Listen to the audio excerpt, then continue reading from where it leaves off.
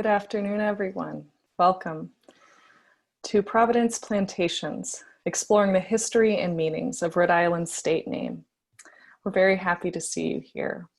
My name is Julia Renaud, and I am the Program Manager and Curator at the Center for Reconciliation in Providence. As we do with all of our programs here at the Center for Reconciliation, we'll begin with a statement adapted from the writing of Olivia McNeil, who is the Assistant Director of the Center for Students of Color at Brown University, and we do thank her for these guiding words. We'd like to acknowledge the Narragansett and Wampanoag peoples on whose traditional lands the state of Rhode Island currently rests. We recognize and respect Indigenous peoples as traditional stewards of this territory, and we recognize and respect the enduring relationship that continues to exist between Indigenous people and the land. To recognize the land is an expression of gratitude and a way of honoring the Indigenous people who have been living and working on this territory from time immemorial. It is important to understand the long-standing history that has brought each of us to reside on this territory and to seek to understand our place within that history. Beyond this acknowledgement, we also encourage everyone present today to reflect on the current communities of Indigenous peoples of whatever land you live on and how to live and work in allyship with these peoples. We would also like to note that the existence and legacy of the state of Rhode Island, as well as the Episcopal Diocese of Rhode Island, where the Center for Reconciliation now resides, would not be possible without the labor of enslaved and indentured Black people. We acknowledge, respect, and honor those whose forced labor allows us to work, live, and enter in community in this space. Thank you. So in our program tonight, we're going to be examining Rhode Island's official state name, which is the State of Rhode Island and Providence Plantations. And as you hopefully all know, on November 3rd, there will be a statewide measure on the ballot asking Rhode Island voters whether the phrase Providence Plantations should be officially removed from the state's name. So this is not the first time this question has been put to voters. In 2010, the same question was on the ballot, and as you can probably tell by the fact that it's on the ballot again, Rhode Island voters voted to keep the phrase in the state's name.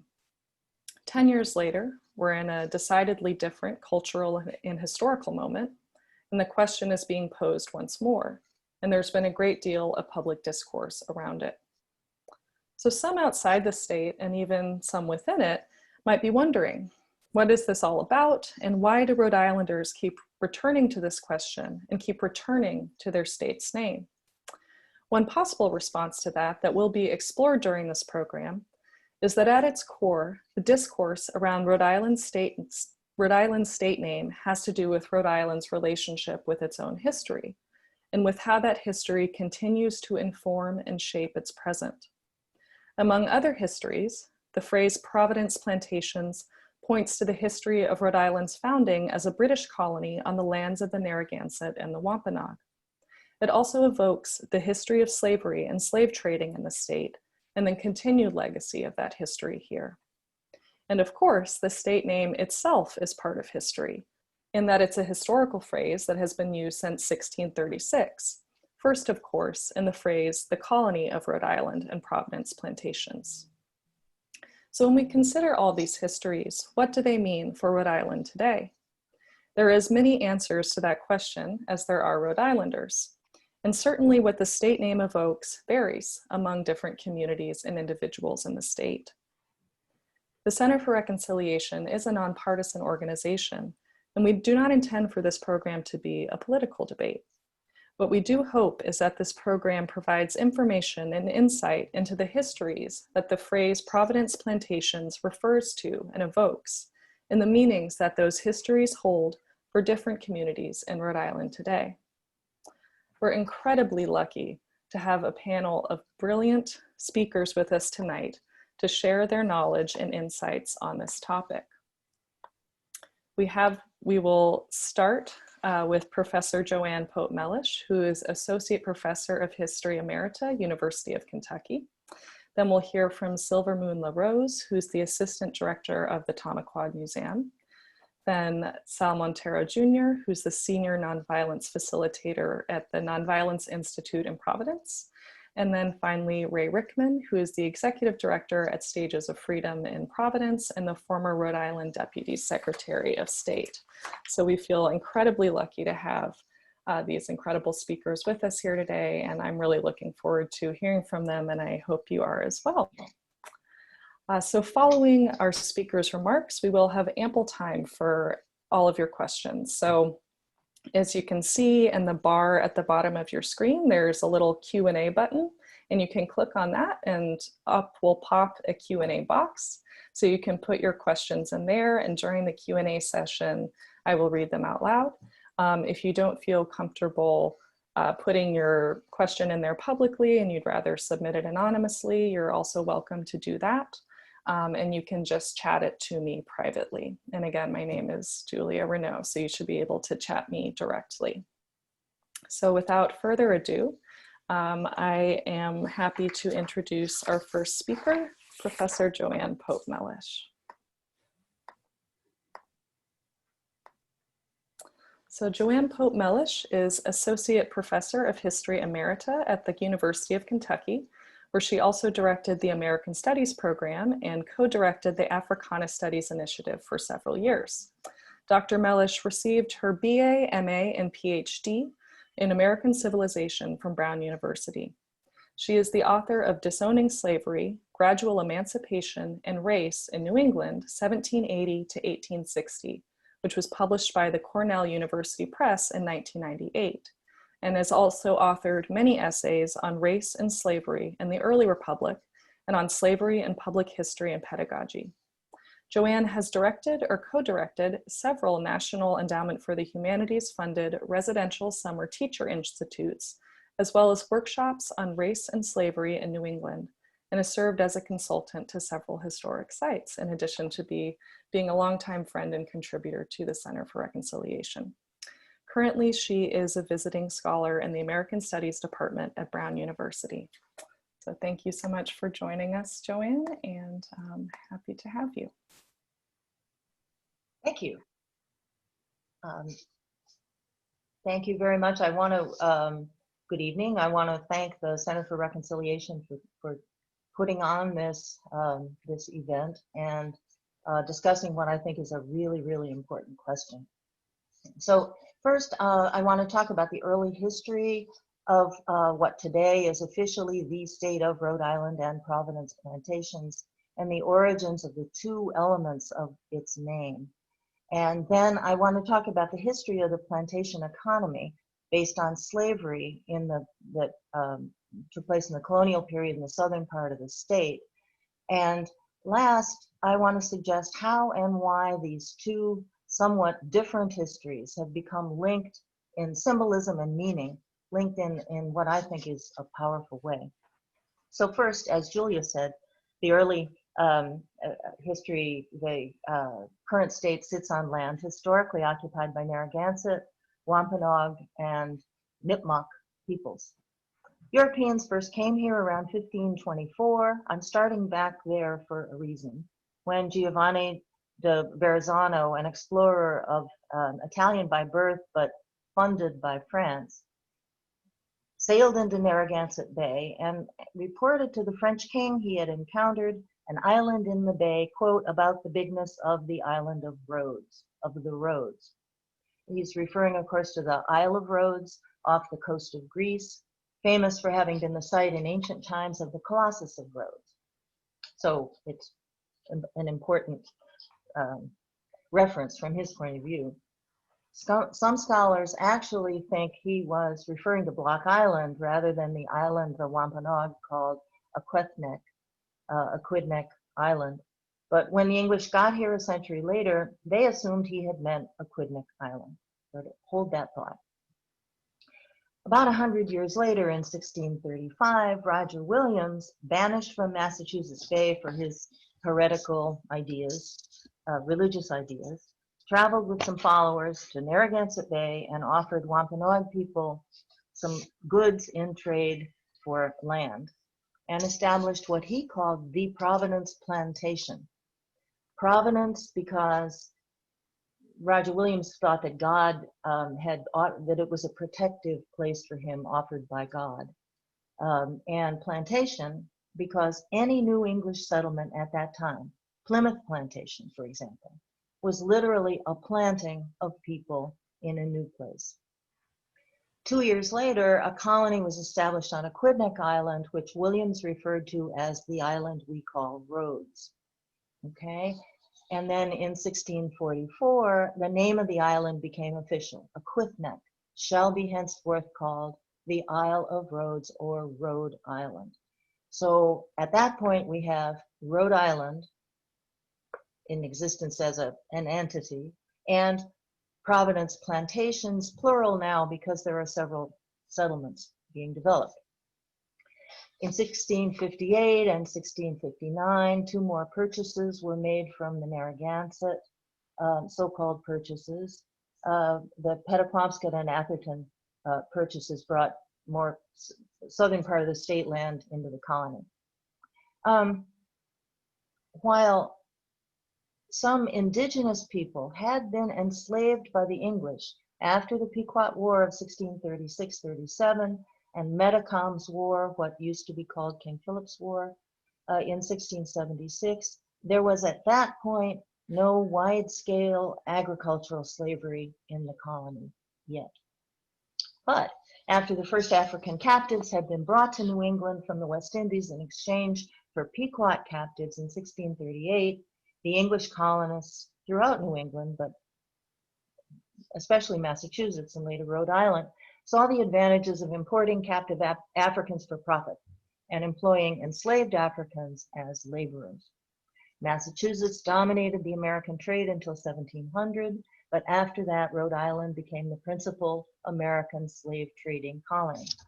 Between 1644 and 1807, the closing of the legal American slave trade, Rhode Island ships had made about 1,000 slaving voyages, half of all slaving voyages made by North American ships.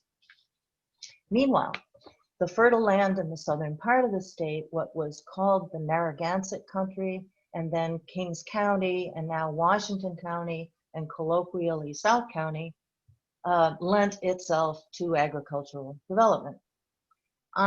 So in this Narragansett country, on huge estates of as many as 3,000, more than 3,000 acres, enslaved Africans and some Afro-Indians, as many as 40 on one farm, labored to raise the sheep and cows, grain, corn, products made from them, such as cheese, to be shipped to the sugar colonies of the West Indies as food for the enslaved laborers there, who grew the sugar cane and processed it into molasses in this terrible triangular trade that would be turned into rum here to be exchanged for more captive laborers on the African coast.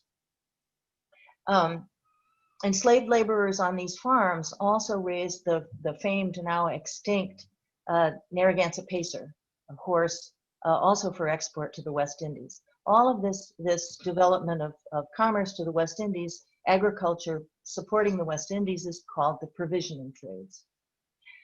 The owners of these huge farms in southern Rhode Island were called planters, the Narragansett planters. And these farms were called plantations. They were plantations. At the peak of Rhode Island slavery, there were around 1755, nearly 11% of Rhode Island's population, some 5,000 people, were enslaved. And over time, at various times, between a quarter and a half of those enslaved people labored on plantations in the southern part of the state. Meanwhile, it's important to realize plantation slavery was growing in leaps and bounds in the southern states. By the eve of the Civil War, some 4 million enslaved people worked in plantation agriculture and associated jobs, reinforcing the association between the word plantation and slavery, the word slavery. So while at its initial introduction into the Rhode Island Charter of 1663, the word plantation simply meant, I think I skipped the, Charles II, 1644 grants the Royal Charter to the English colony of Rhode Island and Providence Plantations. So while at its initial introduction into the Rhode Island Charter, the word plantation, 1663, still really meant a planting of people and of crops. By the time of the Civil War, the word everywhere had acquired a really tight association with enslaved labor. In Rhode Island, a place whose economy had at one time depended on enslaved labor in plantations in the southern part of the state, the inclusion of "and Providence Plantations" in the state's name continues for many people, and I am one of them, to evoke and seem to celebrate a terrible history of slavery. In closing, let me say, words acquire meaning beyond their original uses. The best example of that is the swastika, which was originally a simple decorative symbol. It was used in Egyptian, Greek, and Roman societies with no particular meaning beyond its attractive symmetry. No one today can innocently decorate anything with a swastika. I think the word plantation has acquired a very specific associative meaning with slavery that we do not want to celebrate. Thank you.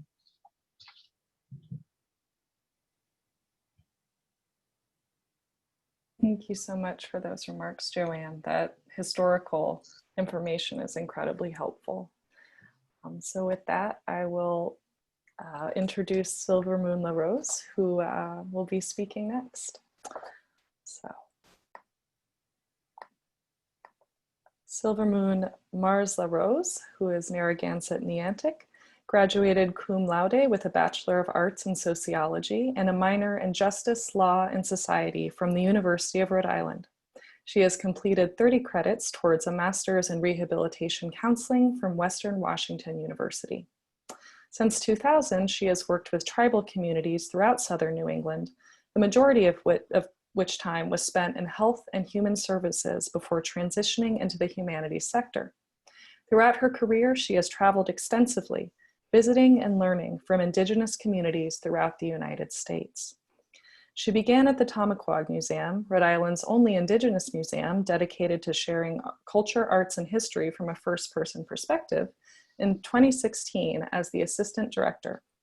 In this capacity, Silver Moon shares her cultural knowledge with the public and supports all areas of the museum, its programming, and its numerous partnerships.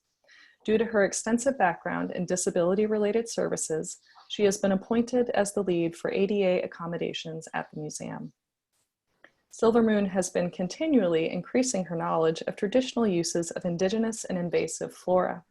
An avid forager and mushroomer, she takes her children along in the hopes of preserving these traditions for future generations. Welcome, Silver Moon, and thank you so much for joining us. Thank you. Botany on the way on, thank you for this invitation. Thank you to Joanne for sharing that history with us. I just want to start with a disclaimer. History is history, but my voice and my opinions are my own. I am a member of the Narragansett tribe, but I speak for myself when I speak from the point of my opinions and my beliefs. When I heard about this talk, I was very much interested in participating. I did not prepare a great lecture or speech for this because I really just wanted to speak from my heart when I hear this name and what it means to me. The history of this name goes back to pre-United States. I find it interesting that the state of Rhode Island took its name, and it was actually granted by royal charter by King Charles. The idea is it's a plantation being set up as a settlement, as a colonization, a colony of England. And England had set up many plantations all throughout the colonized world. And it's very hard to disassociate the word plantation from colonization and enforced labor. Even in places like Ireland and where plantations were set up, this was land that belonged to certain people, and it was taken from them by the English, and it was used agriculturally, but who still did the work? Whenever we think of plantation, we think this is land, this is agricultural land, but someone has to do the work. And the people who are always doing the work are either people of color or people of low economic status. So it's in its very essence a form of slavery, whether that slavery finds its way as indentured servitude or people who were forcibly enslaved. It's still labor without gain for the individual. So it's hard to disassociate the word from slavery. When you hear the idea of providence, providence is God ordained. So when Roger Williams came here and he looked to settle in the lands of Rhode Island, and he reached out to the Narragansett people, he believed that the sanctuary was something God was giving to him. And we, maybe not we, but there are those who tend to forgive themselves anything if it's something that God has ordained for them. The idea of manifest destiny, that this whole country was ordained for white people because God wanted this for them. And so everything that was done in the name of manifest destiny was okay. And that's the same with providence. And I believe that is why history gets twisted, especially when we talk about the lands of Rhode Island. We often hear about the purchase of land, the sale of land. And I love that Joanne made mention of supposed sale, because if you look at a lot of old transfers and agreements, they were given use of the land by the Narragansett. And I say use is very different. And even if there was a transaction involved, if there was exchange of goods, materials for use of land, that is not purchase. That the ideas of tributes go back long before European settlers ever came here. When you wanted use of something, when you wanted use of land, of crossing areas, you know, they would pay tribute to the native community whose homelands they were looking to either use or travel across. So tribute was well known. It does not necessarily mean land was being exchanged forever. That idea that it now belonged to someone else and you no longer could come here, use this land, be a part of this place was really foreign to us when those agreements were made. So I think we always have to look at understanding and language, but I think it was very clear when they stated land use as opposed to specifically sale. That whole idea was not really even known to us at that time. So the idea of providence being God ordained for agricultural land that is to be worked to give gain to somebody else is rooted in the idea of colonization and slavery. The idea that removing this name, changing the name of Rhode Island and removing Providence Plantations removes history. I hear that argument a lot, but I already feel that the history has been removed. In the state of Rhode Island, when we talk about the development of this state, the wealth of this state, I had the privilege of being a chaperone when the children were going to the State House to be given tours. And I was able to hear, as a layperson, the stories they were being told. And we're looking at the gold ceiling of the Providence State Building and talking about the beautiful wealth and the marble and all of this stuff, but they never once mentioned where all of this wealth came from. They never mentioned the slave trade in Rhode Island. They never mentioned slavery. It's a part of history that we don't like to admit to in the state of Rhode Island, and we try to hide that as often as possible. So I would say that history has already been erased or at least ignored. And if we want to be able to, sorry, I'm looking at my 5-minute warning, threw me off. If we really want to pay respect to the history of our state, then we have to acknowledge every part of it, good and bad. And that includes admitting where the name came from, how it means, what it means to people, the feelings that evokes, how rooted this state was in slavery and slave trade and colonization. That is a part of our story, and we're not erasing that by taking away a name that pays homage to that. we're taking ownership of our name, our state of Rhode Island, and we're saying this is what we want to be known as. I also think nobody uses the full name when they're ever introducing where they are from.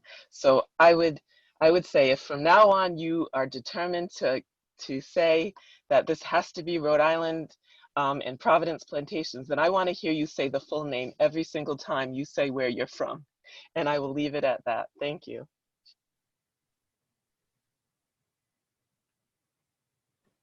Thank you so much, Silvermoon, for those thoughts. Really appreciate that. Although you said you didn't prepare a lecture, that was fantastic. So thank you.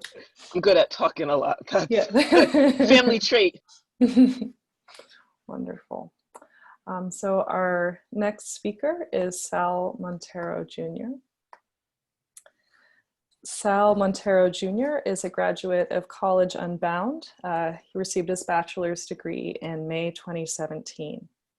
Sal spent over 12 years incarcerated at the Adult Correctional Institution in Rhode Island. He's currently the senior nonviolence facilitator at the Nonviolence Institute in Providence, Rhode Island, where he's worked for over 15 years. Sal was first introduced to the principles of nonviolence during his time in prison. After returning home, he became a street and outreach worker at the Institute, helping at-risk youth to end cycles of violence and trauma, mentally, spiritually, and systematically here in Rhode Island. He has since facilitated nonviolence training and education around the globe and across the United States in such places as Belfast, Ireland, California, Chicago, Baltimore, St. Louis, and Ferguson, Missouri, Selma, Alabama, and others. Sal returned to the prison as a nonviolence educator and is currently teaching courses at Providence College and Moses Brown School in Providence. He has been practicing the principles and steps of nonviolence philosophy in his own life for over 25 years and is a proud member of the Cape Verdean community and a proud father to his 15-year-old daughter, Giselle Simone Montero. And Sal has also been a wonderful leader in the Mayor of Providence's African American Ambassadors Group, where Deborah Sharp, our executive director, and I have had the good fortune of getting to know him. So Sal, welcome and thank you for being with us.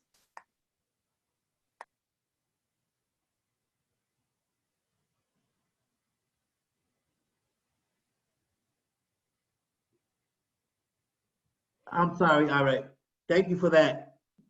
I was uncomfortable a little bit when I was hearing what you was talking about. So again, I'm Sal Montero. Thank you everyone for being here tonight.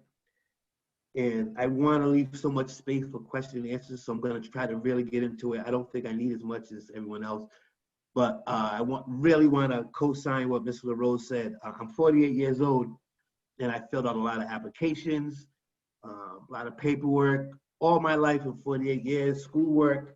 Never once when it said, where do you live, did I ever put Providence, Rhode Island, and Plantation. I challenge anyone to ever say that they've put that on paperwork.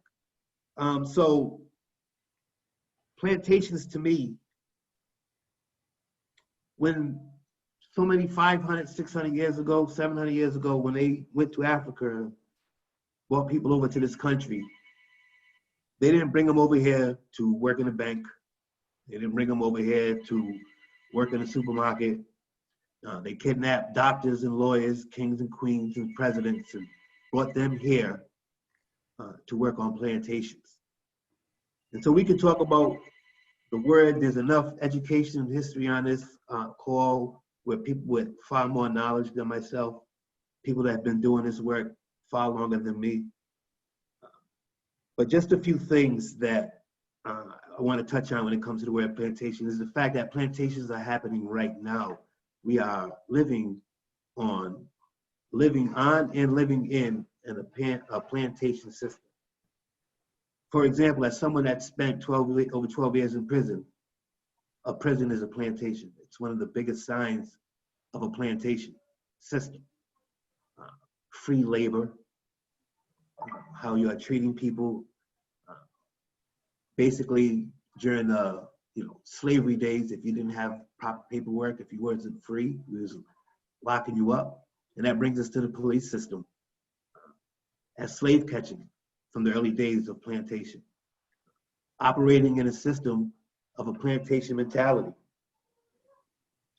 Another thing I want to address is that a lot of the conversation that we've been talking about is reparations. And as much as anybody else, I would love for me to walk out to my mailbox and find a check for $10 billion. But that's not going to happen. So, but when I think about plantations, I think about reparations. I think about the essence of the word. I think reparations comes not just in monetary things. I think it comes in humanitarian things. So we can't pay everyone, reparations, and this is what the country owes you. But part of what this country can do is help heal some of the hurt that we've dealt with. Another thing is, this is not something new. This wasn't brought about just because of George Floyd. This has been happening for centuries. We've been trying to fix this system of a plantation. The civil rights didn't end in 1960 with Martin Luther King. We're continuing to fight for our civil rights now. And that is not just on the word plantation. I know this is a conversation about plantations, but we must remember that all of us at some point feel like we're on a plantation, no matter who we are. And it's more than just a word, it's a symbol. It means something. Again, back in the 60s, when as Black people, when you walk around this country back, especially in the early days, we would walk by a restaurant and it would say, whites only, or no colors allowed, or no Negroes allowed. Those were words that hurt. Words mean something. That's why we're having this conversation. We are using words to have these conversations. Words mean something. Words hurt. The essence of a human being. Whites only. No niggas allowed. So when I see the word plantation on a certificate or a birth certificate or an award, that hurts, and that's real. And my last thing is, through this whole process of discussing what the word plantation means, understand that personally, I view this as a conversation or a solution or a conflict that has to be done under the realm of nonviolence. There has to be skills and tools and methods used in getting to a solution where we decide that plantation is harmful, it hurts, there's meaning behind it. There's still 2 examples happening right now that show you that we're living in a plantation system.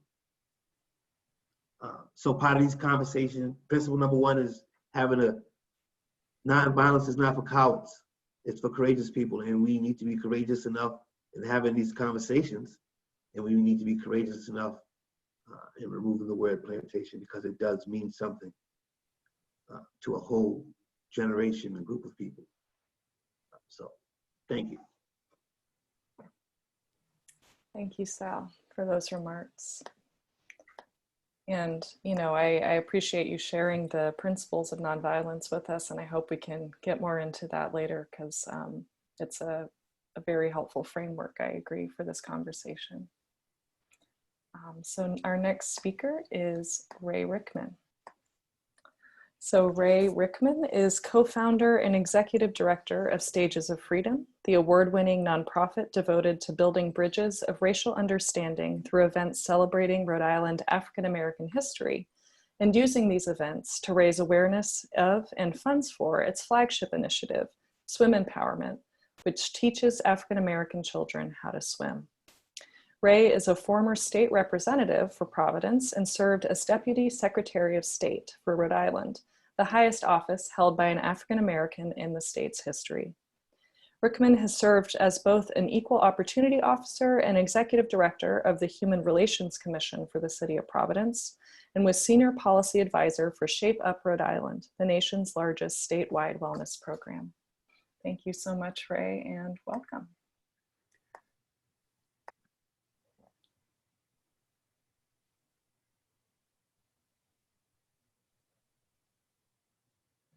Thank you very much. I'll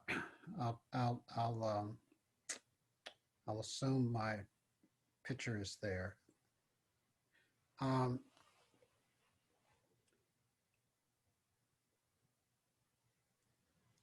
I'm not going to repeat what Joanne said, but you had Portsmouth and Newport and Warwick and Providence. And they went before King Charles II to get charter to be a colony. And they needed to be a colony because Massachusetts and Connecticut were, well, they were pushing in. And if we didn't get some status quickly, we wouldn't exist. So again, I won't go into the detail of it, but they needed to come up with a big name because they had 4+ places. And it couldn't be called Providence and it could be called Rhode Island. And so that's really why they came up with it. And at the time, Roger Williams and others, Gordon, they saw the English term as a positive. Now, I've told people back in 2010 and before that time and now that if Roger Williams had to pick a name 20 years later, he would not have picked plantations. Roger Williams facilitated the first anti-slavery law in America. Roger Williams was, and I tell people all the time, he's my favorite of the column of the people who snatched this country. Did you get the sarcasm in what I said? I didn't say he was a great man. I just said he was better than all the rest. And he really was. And it just the way Providence came about, the non-purchase kind of a way. I've joked with people that we could go to court, we meaning the Wampanoags and the Narragansetts, and get Providence back because it was never purchased. And everything else was a game in what was paid. And again, I studied enough, I know enough to know that the lands really were not bought. But in Providence, divine Providence wasn't even pretended to have been purchased. So what I've listened to both in 2010 and then again now is people making light of the word plantation. But by the 1670, 1680, plantation had come to mean agricultural lands on which slaves were taken, stolen, forced to work for free to enrich a white man. And all these folks running around, especially in 2010, pretending that they knew more than Webster's dictionary is an absurdity. And there should be a shame on their face for it. There is nothing to argue about. Plantations means only the negative. There is no positive because words can lose their meaning. They can run their course. They really can. And plantations, more than any other word, has become a negative. But today in the Providence Journal, a woman was making light of it, talking about how, what was the difference between plantains and plantation, and just making light of it. And it hurt my heart. I wrote her a letter. I write people all the time. And I sent her 3 pages from a book on folks coming to a plantation in Virginia and the pain of getting across that ocean, and that 1/3 of them died coming to a plantation. And I told her that she should think about having a lighter heart. Seriously. Now I want to come to the present on this because Joanne has given you clearly the past and very well. So here's the present. Last night on television, I watched for the first time in 2 months, a police officer. I'm going to be gracious today, Julia. I know his name, I'm not going to use it. Police officer put his foot on George Floyd's neck for more than 8 minutes and choked the life out of him. Now that's the America in which we live, in which this type thing happens regularly. And this one is unique because we have the video, we have the proof. There's nothing to discuss. And 3 officers are within 3 feet and they watch and participate. One of them kind of says, you know, stop, stop, stop, but doesn't do anything. And I told my nephew, if I'd been there, I would have intervened personally, and hoping with 33 witnesses, they wouldn't shoot me or anything, but I would have. It's just my nature. Now, why am I telling you this? Because next week, you have the easiest civil rights undertaking opportunity of your life. Take that little pen and color that little circle.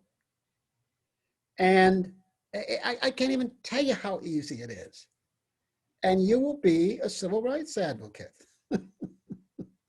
You will not have to have gone to Mississippi in the 60s or the 70s or been assassinated like the great Dr. King. You can undo this nearly 400-year wrong with the stroke of a pen. I can't even tell you. So why am I so positive this might happen? And in 2010, I told the Speaker of the House, don't put it on the ballot, because I'd gone to the Warwick Mall and talked to 19 white people, and 18 of them told me they would not vote to remove it, and the other one said he'd think about it. And I went back and I told Gordon Fox, this will not pass. Do not put this on the ballot. And the pressure from the advocates was more than the pressure from the person who took the informal poll. And we went down in flames, and it was hurtful. It was as hurtful as you could imagine. Not only the vote, but all the lies people told about what the word plantation means. Just lying. Plantations means, to every 12-year-old kid on the planet, and to every Rhode Islander before 2010, by every I mean 99%, means slave plantation. And if they're informed, it means slave plantation in Rhode Island and in Virginia and Mississippi and Alabama. If they're not informed, it means slave plantation in Alabama. And they know what it means. It did not mean great new place to have a farm. It did not mean that to them. And they never heard it until the last 10, 12 years. So right now, we're having Black Lives Matter. I live on the top of College Hill, and every 4th house has a sign or even a yard sign, big yard signs, they're fabulous. And in these windows, Black Lives Matter. And as a Black man in a neighborhood that used to be a 3rd Black, that is now 0 Black, okay, I'm here. But this neighborhood has gone from hundreds of Black people to 2 or 3 Black people. Gentrification and Brown University destroying African-American folks' home and making this an all-white gentrified community. And again, in the last 3 and 4 months, every 5th house, I'm exaggerating, every 7th house has a Black Lives Matter sign. That's why I think this is going to be removed next week, because people are talking. And let me conclude with this. They're only talking. That's all they're doing. The Rhode Island Foundation came forth with an $8 million fund to do something about racism. I've been waiting for Textron. I've been waiting for CVS. I've been waiting for Brown University. I've been waiting.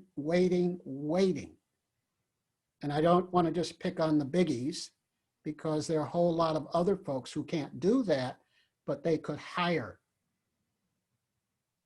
a Native person next summer as a summer intern, a Black person next summer as a summer intern. Seriously, law firm of 4 could do that. So all of my neighbors, and probably half of Rhode Island, needs to do something instead of voicing words they've never voiced before. I've never heard them. I've never heard them say Black Lives Matter in any way, shape, or form. And before they get around to doing something creative, taking the fund that they control at their church and doing more with it, taking the foundation that they have something to say about and doing something with it to make Black Lives Matter. Before that, 4 days from today, Sal, will you show that instrument again? They can take that pen and color in the circle. When I used to be in charge of elections, I used to look at the rejected ones. And for your information, less than a fifth of 1% of ballots get rejected. And they would have they used to draw a line across, and they draw the line halfway across the page, and you weren't sure what they were doing. But now with the circle, it is so easy. Seriously. I ask every participant tonight to do it, to ask 2 family members to do it, and to start talking, and make Black Lives Matter, and clean up this 330-year-old stain. Thank you.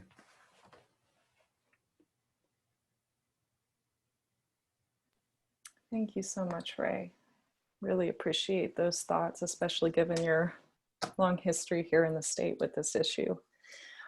So we're going to open it up now for questions, and I'm excited that people are sharing their questions. We have 7 already, so please keep them coming in the Q&A box. And we will kick it off with Beth's question about when did the first enslaved Africans arrive in Rhode Island? Joanne, are you going to tackle that?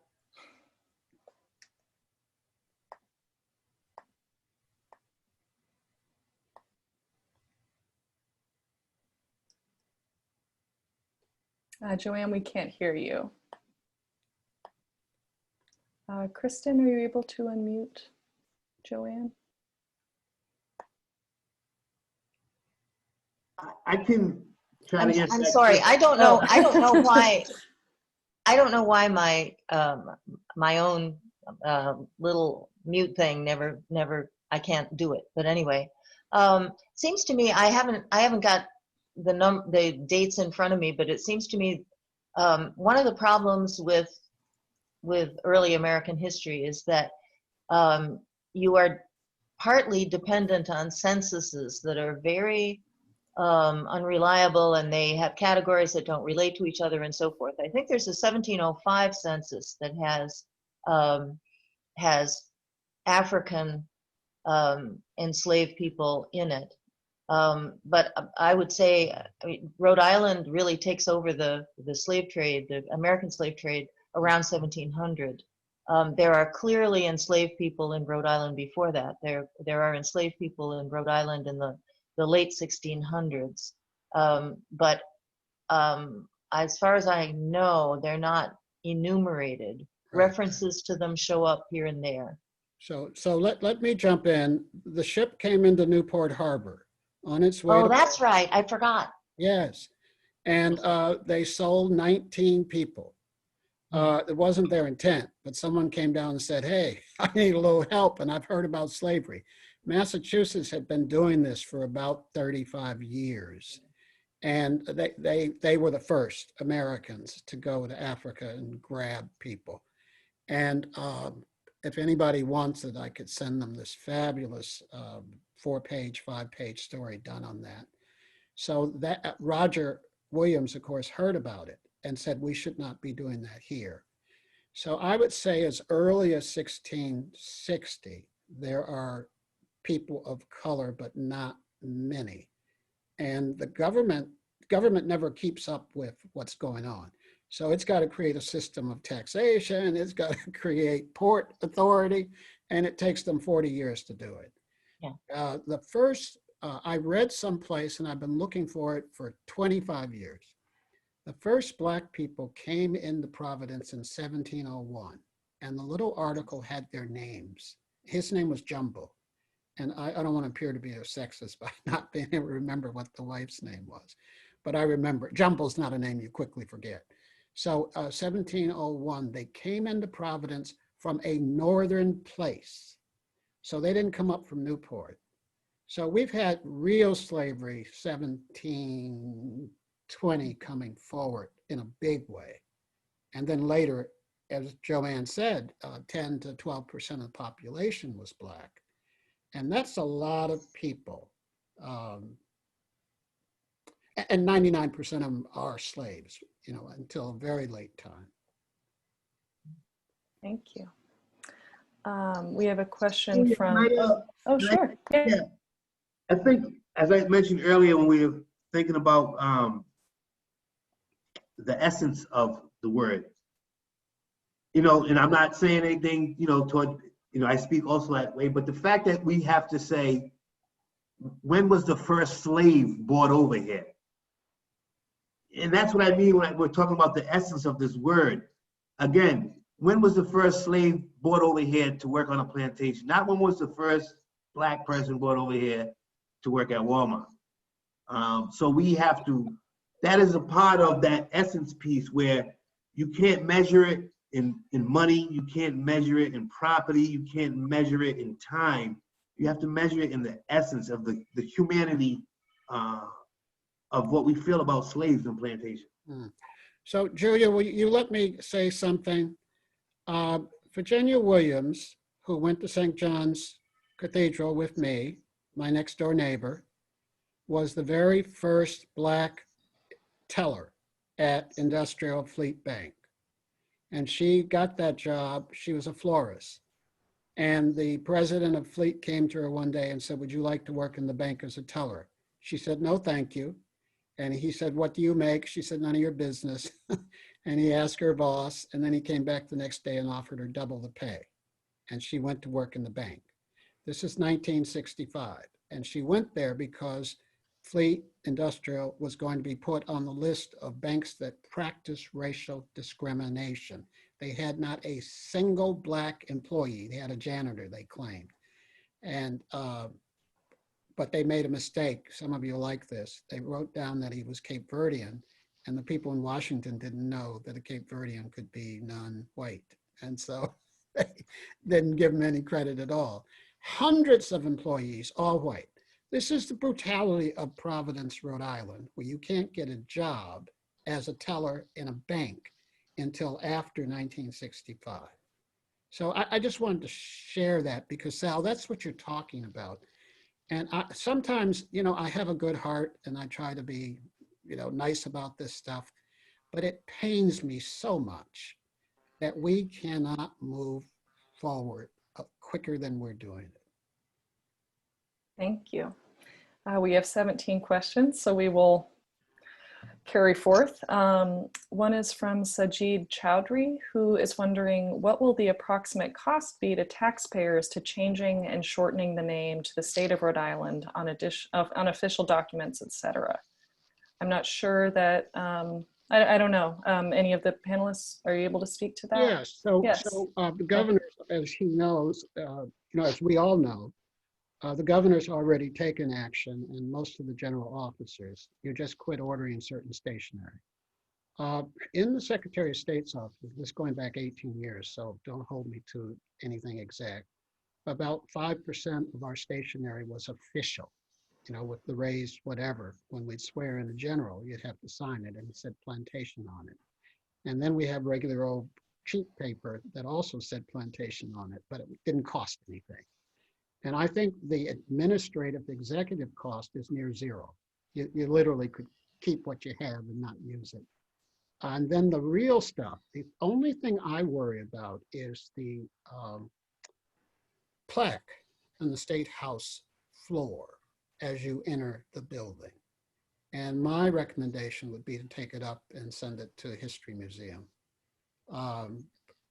Not destroy it in any way, shape, or form. It's a stunning piece of art. We also could cover it with a rug, but I'm worried someone would trip. That is the most in-your-face example of Providence, of plantation. So I tell the cost is almost nothing. And I joked with someone the other day, I'll raise the $10,000 or $15,000 and save the state the money if necessary. Thank you. Silvermoon, is there something you wanted to?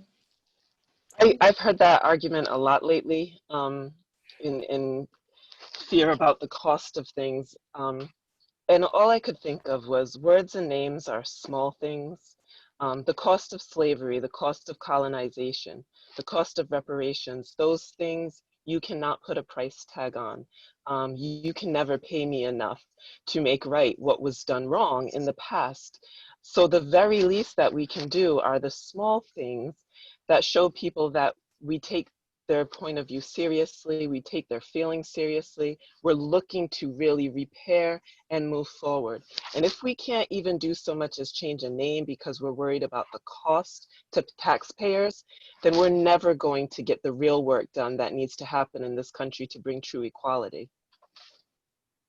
Thank you so much. Question from Debbie. What do you think about the Rhode Island State Historian's comments in the Providence Journal that Roger Williams founded Rhode Island with racial harmony in mind? I have a lot of thoughts about this. So if you don't mind me jumping in here, because I've seen a lot of the questions were in relation to Roger Williams. I am not here to hate on Roger Williams. There are some really positive things I can say about him as an individual. I think his intentions are very different from what panned out. So you may have come here with the idea that you would have, a good relationship with the Native people here, that you would have equality in this state, that you would have religious freedom in this state, but things panned out very differently. And he had a direct hand in that. A lot of the questions around whether he owned slaves, whether he was involved in the sale of slaves, his attitude towards slavery changed very dramatically from 1952, when he was trying to limit terms for indentured servitude from down to only 10 years, and he was really promoting not enslaving Black people.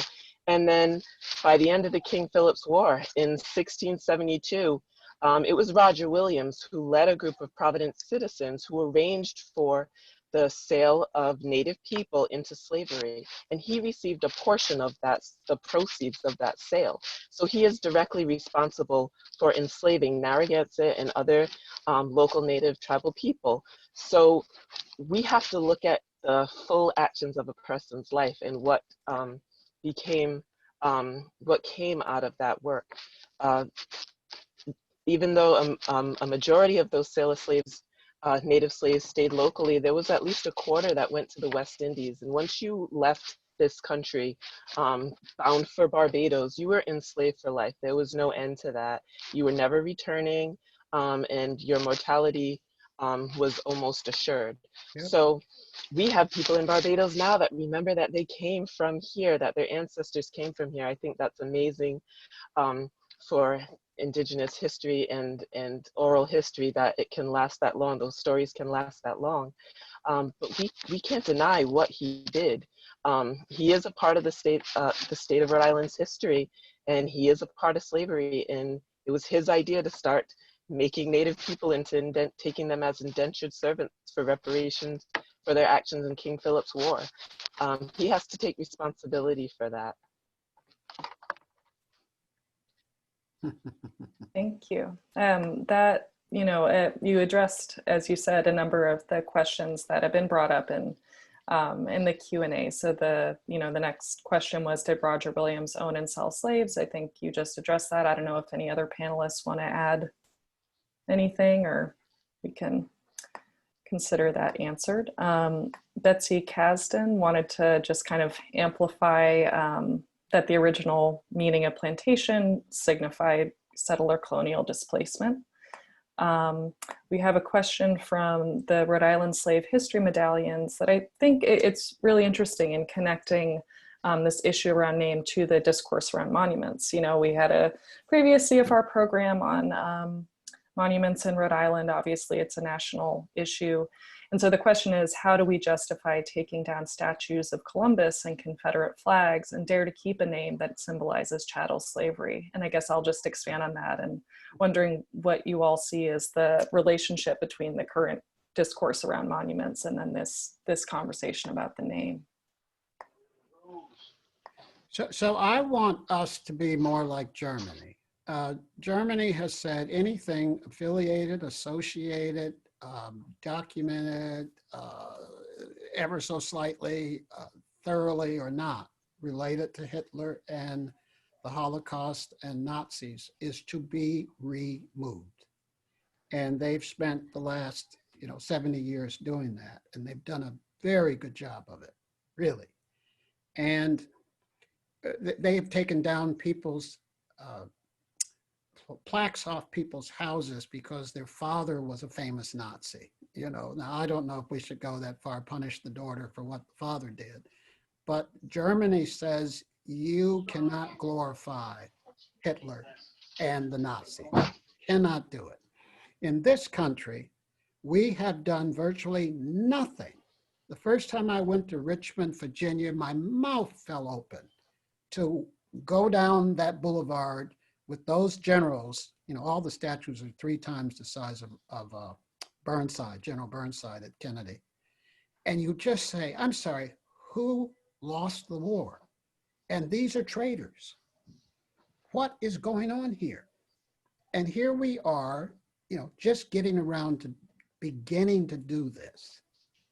We need to do it because children, grandchildren should never live in a society like I have lived in, where you see streets named after slavers, you see statues named after people who, fought to keep slavery. This needs to stop. And then on the other side, we need to acknowledge the true history, the real history, to put up slave medallions every place they should be, which is probably 100 places in Rhode Island. So we're just beginning, and you already have some resistance from certain people. But can I come back again in case I don't get to speak again? Next week, we have an opportunity to do something very easy, and we should all do it, and it should get 51+% of the vote so that we, on the smallest level, and I don't want to demean this, but if I had 50 things I wanted done to bring about reconciliation, to bring about the advancement of people of color, this is number 49 or 50. Seriously, I want a minimum wage that's high enough for people to live on. So this is so easy. It's just so easy. Thank you, Ray. So the next 2 questions are both kind of touching on this concept of erasure, and what might be lost as an opportunity for conversation if the name is removed. So one question is, touching about Williams's view of freedom and equality, that he's closer to Native people than any other man of his day. And saying, why not honor that legacy and keep the name as an inspiration to talk and work on these issues as we are today. And a question also from Sylvia Ann Soares about, what will keep this former name from becoming archaic? How will that history be kept alive? So just the idea about if we take this name out, is how do we see the opportunity for conversations about this history being lost or not?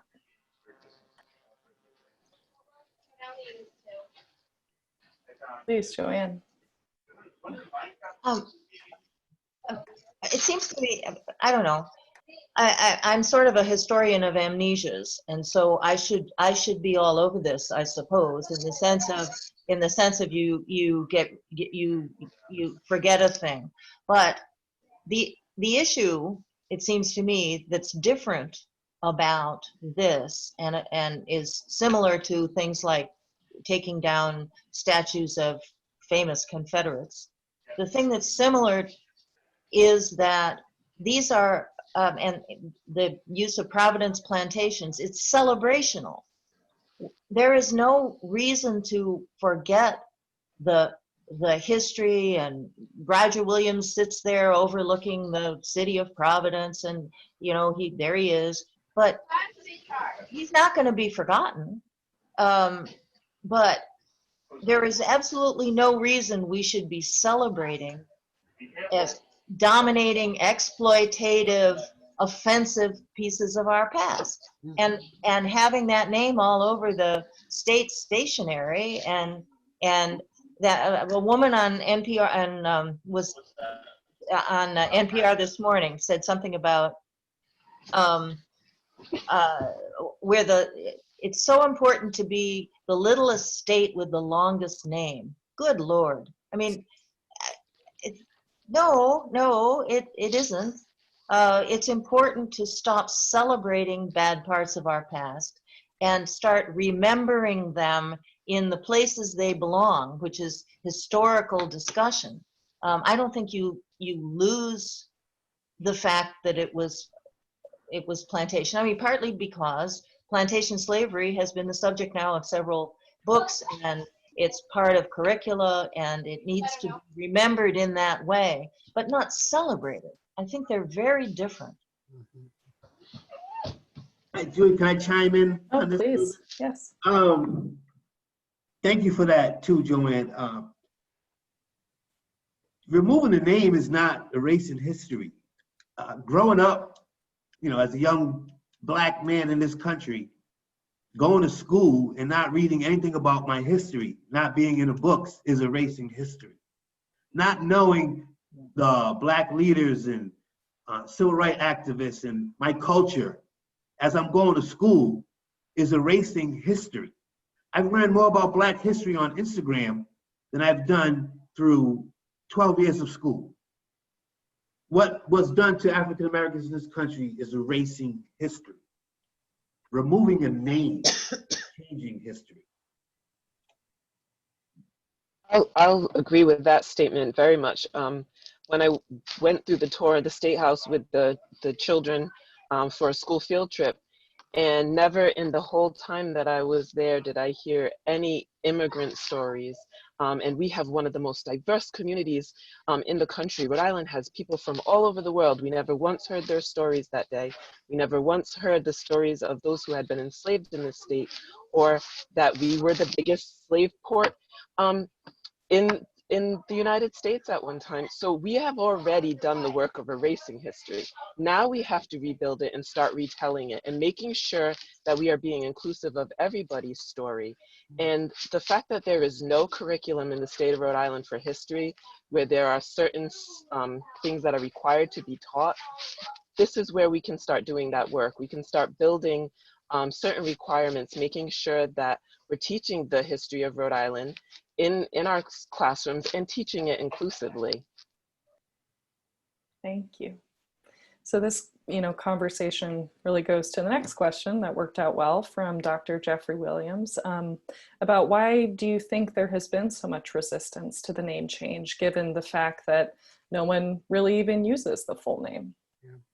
So could I start first? I was the research director for the Narragansetts when they wanted to have a casino. And I got hired because every 10 days, someone would have another reason that they couldn't have a casino. This is a nation full of casinos.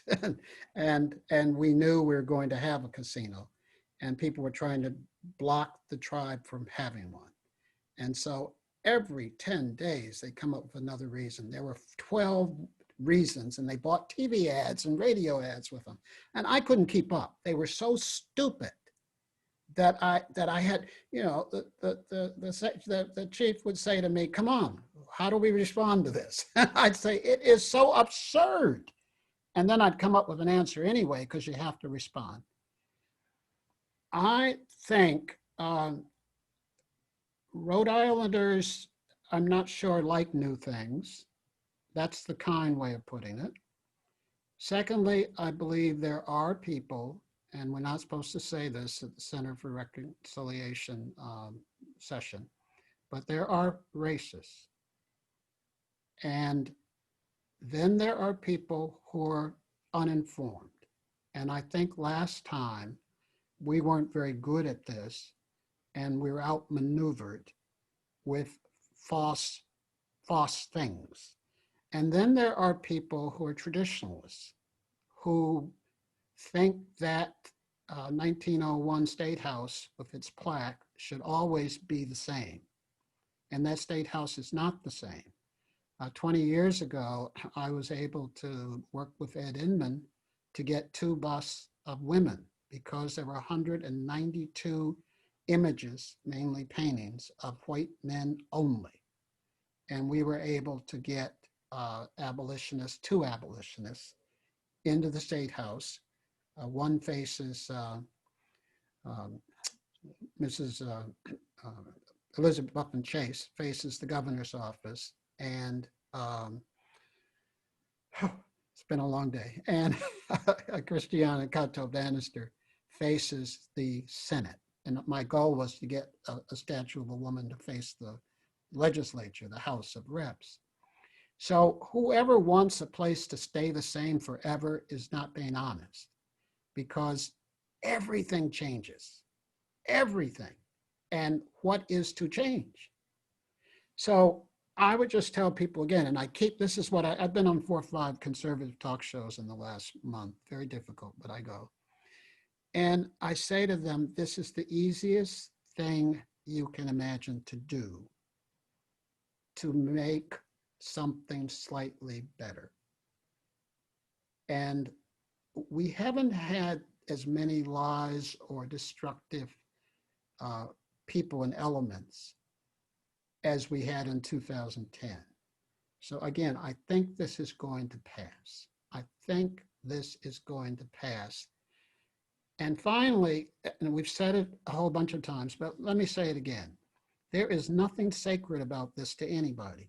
10 years ago, if 100 people knew, I hate being dishonest. If 1,000 people knew what our state name was and ever used it, I'd be shocked. I'd be shocked.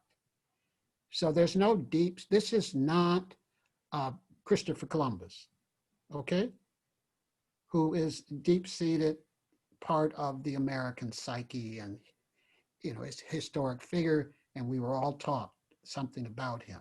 This didn't happen with plantations. Can I add something? Go ahead, Yeah. Joanne, and then please Sal, yes. I'm thinking that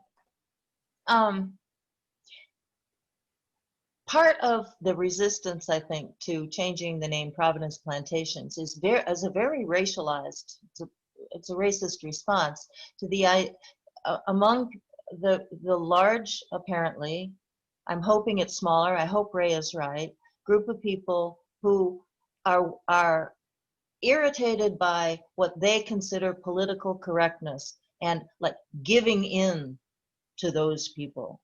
The woman this morning on NPR ended somehow by saying people shouldn't be so sensitive. Now, it's only white people you ever hear saying that they shouldn't be so sensitive. People whose own history doesn't, as Ray says, doesn't reflect and contain the pain that words words convey. I mean, I've always liked the alteration of the old saying, I like sticks and stones will break your bones, but names will break your heart. I think that's right. And I think it's a deeply, the phrase political correctness, the whole, yeah, what are they going to want next kind of thing, which I heard a lot in 2010. And I agree, I don't hear it so much now.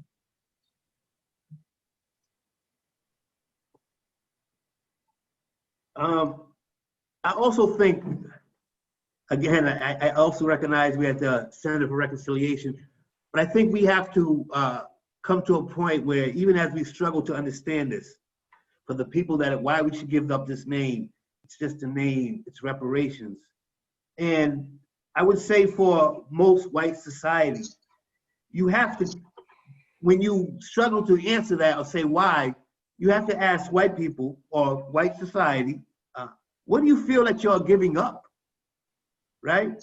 And I think that could maybe bring a piece of guilt to them, like for the people that are in, you know, the 1%, the people that have all the money, that have all the property, that make all the laws.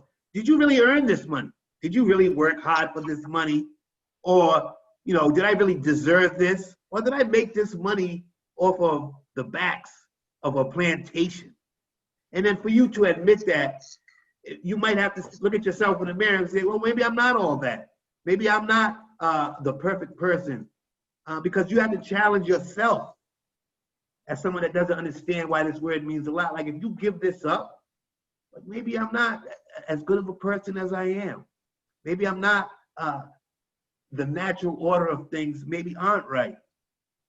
Maybe, you know, my family wasn't a hard worker and I got all this money because they worked hard for it. And that's a tough thing, internal violence that someone has to deal with.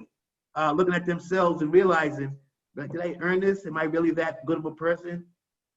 So that's just a question that I've always understood would be a problem with all this. Thank you all. So I know we're approaching the end of the program, not there yet, but there are two questions that I'd like to pose to you that are, you know, similar, just kind of in broadening this conversation and thinking about moving forward. So Paul C. asks about, you know, what current systemic challenges must be combated along with this name change to make the conversion official, you know, and besides mass incarceration, policing, pursuing reparations. So thinking about education, health and wealth gaps, just kind of all of the other facets of these issues that the name sparks. And then kind of going along with that, Jerson Asen Sao wonders, you know, besides voting yes for getting rid of this name, how can impassioned Black and BIPOC youth and young adults best use their time to fix today's issues of inequality? And speaking from the position of someone who is willing to commit their life to dealing with these issues. So big questions, but if anyone has thoughts. Yeah, yeah. Could I try something? I believe, you know, I used to be a diversity trainer, affirmative action consultant, on and on and on. And I quit doing it 4 or 5 years ago because I'd worked with hundreds of businesses and colleges and religious groups. And I checked back automatically in 2 years and found out they'd done nothing. The only institution I ever worked with was MIT. I worked with 52 janitors, and it was unbelievable what happened, how they changed their mind about being sexist and racist and homophobic. And that was about 25 meetings over a 4-year period. I believe no one ever talks, I'm sorry, I hate exaggeration. I believe it is seldom that people are talked to, that there are extended conversations about the value of women, or whatever the issue is. I also think people have no memory, that the average Italian American in this state cannot remember when they couldn't get a job in all kinds of places, and have no knowledge that the 1964 Civil Rights Bill was for ethnicity and color, and, you know, and that all these benefits, and this is true of women too, that they were barred just 50 years ago from all kinds of jobs. No woman could be president of Brown, no woman. And so I think if people would, one, get their memory on and remember how they were treated or how they were stopped, that they couldn't go to Brown University and they wanted to because they were Italian American, or certainly their father couldn't go, that this would begin to get people to be more sympathetic. And I know that's not a great word, but that's all it takes, is to step back and say, there but for the grace of God go I. And 50, 60 years ago, my Italian American father, grandfather could not do that, go there. So let me pay back, let me join the advancing group in changing this society. And finally, let me give you a technical thing I do every year, and I share it every chance I get. On December 1, I do an audit. you know, and the audit has about 10 things on it. My relationship to women, how much money I've spent with people of color. And the most things I'm okay. And how much money I've spent with people of color, I go, oh my, no, I haven't. I don't know if that's a curse word or not. Anyway, I say, no, I haven't.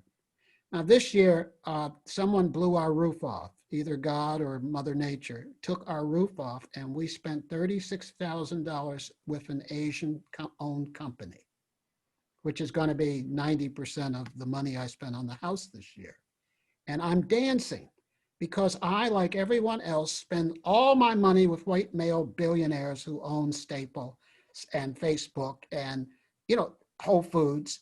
That's all you do with your money, is give it to white males who are rich. And you need a systematic effort to begin to share the wealth, to work with others, to not go to recruitment companies that only send you white candidates. And as I said, on December 1, I, who think I'm a civil rights guy, sit down with my 10 categories, and I'm just shocked that I don't get A's. And most people don't do this. They don't say, I gave all my money to Staples. Can I, minimum, go down to Atlas and give them some? But can I find someone Black or Native American or Asian or Latino to share my wealth with? And we all have wealth. I mean, final comment, we all have wealth. Some people have millions and some people only spending $5,000 at McDonald's. Can we spend some of that McDonald's money someplace else? I don't mean to pick on McDonald's, but you know what I mean. We can change this society. We, individually, lots of us, all 1,052,000 of us. Could I say something? Yes, please. This may be the first time ever that I've ever disagreed, even in part, with Ray. I always agree with Ray. But I would caution one thing. When I give talks about Rhode Island or New England enslavement and this horrible history of exploitation, and often the talk goes right up to now and the prison industrial complex and so forth. One thing that's troubling is I will have invariably one person in the audience or two who will say, well, my family were Irish and they were treated badly, so why should I worry? Why are you making such a big deal about what happened to African Americans? Or so that I think when he was talking, Ray was talking about the, you know, get Italian Americans, for example, to remember, yes, they were incredibly discriminated against. That's a two-edged sword, because on the one hand, with some people, it fosters empathy, but for other people, it fosters, well, the day that somebody pays me for what happened to my grandfather is the day that I'll do something, start thinking about Black people. And so I'm just saying that it is two-edged, and I'm really tired of receiving that response. When I usually it's someone talking about the way in which the Irish were treated, and what's interesting about that is it's often someone whose family actually got here in 1930, but they're talking about how terribly the Irish were treated in the 1840s. And therefore they use that as a rationale for, therefore I don't need to think one thing about there's too much attention to African American troubles and this and that, because my people, and I have such an impulse to clobber the person. I'm sorry, nonviolence, excuse me, Sal. I won't clobber anyone. I'm Keynesian as well. You know, but Joanne, that's troubling. Joanne. Yeah.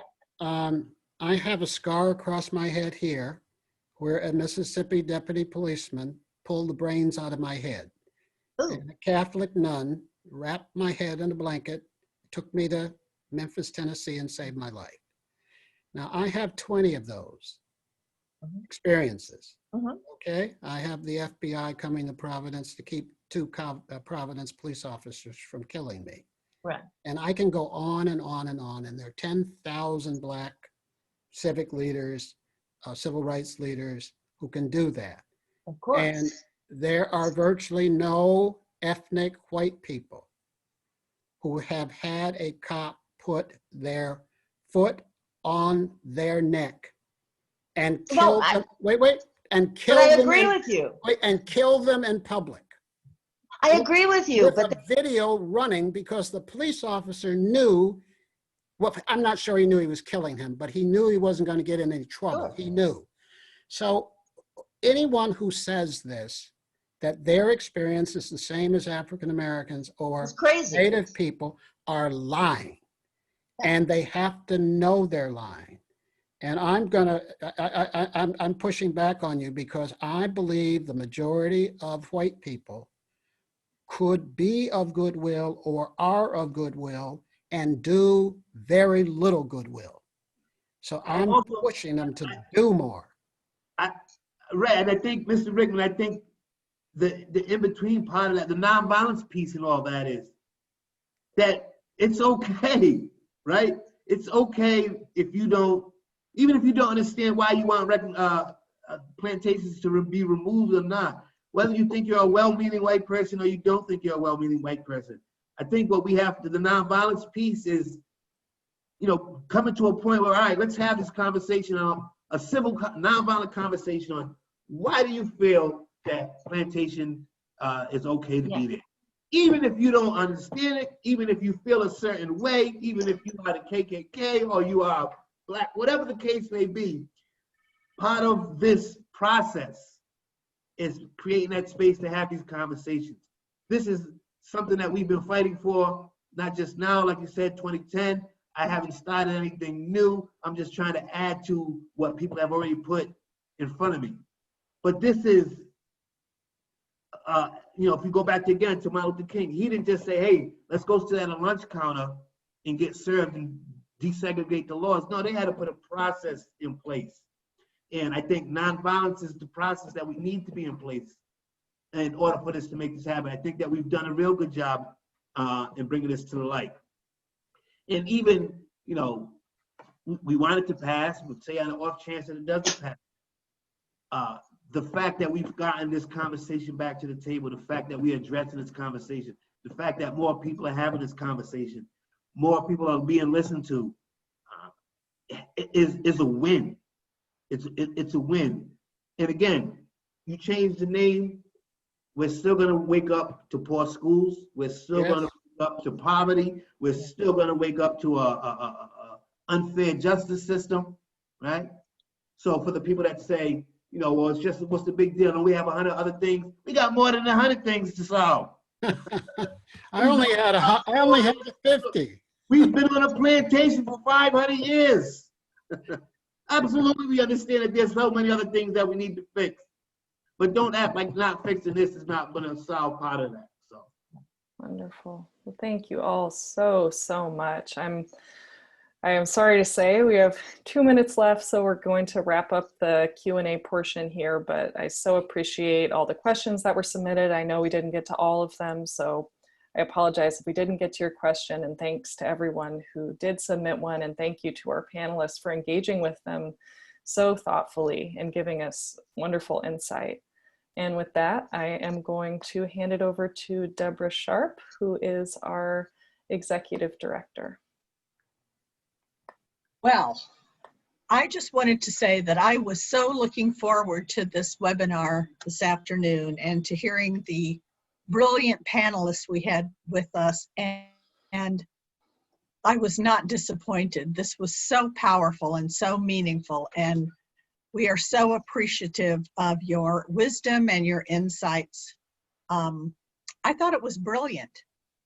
I do want to circle back to something that Mr. Rickman said, that you have an opportunity, everyone, to be a civil rights activist by going out to vote. It is a privilege in this country to vote, and your voice can make a difference. So I'll use the word courageous. There are people around the world who don't have that opportunity. There are people in our own country who are driving 2 or 3 miles, 2 or 3 hours to get to polling places, or standing in line for 6 or 7 or 8 hours in order to vote. So please do take the opportunity on Tuesday. You can vote early in Rhode Island if you choose to do that. I've already done my part. I've already voted. So please let your voice be heard and be part of that. And so this is the place where I always say that the Center for Reconciliation really appreciates your attendance and your attention to this.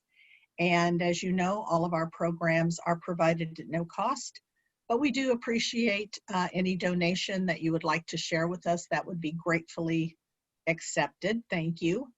And for any upcoming events or for more information about the Center for Reconciliation, please visit our website, cfrri.org. And thank you again for being with us. And thank you to our panelists. And thank you to Julia for putting together another wonderful program. Great job. Everyone have a good evening. Thank you. Wonderful. Thank you all so much. Thank you. And yes, please do get out and vote on Tuesday Yay. or before. Thank you, everyone. Good night. Have a great night. Lubbock community is the goal. Yes. Amen.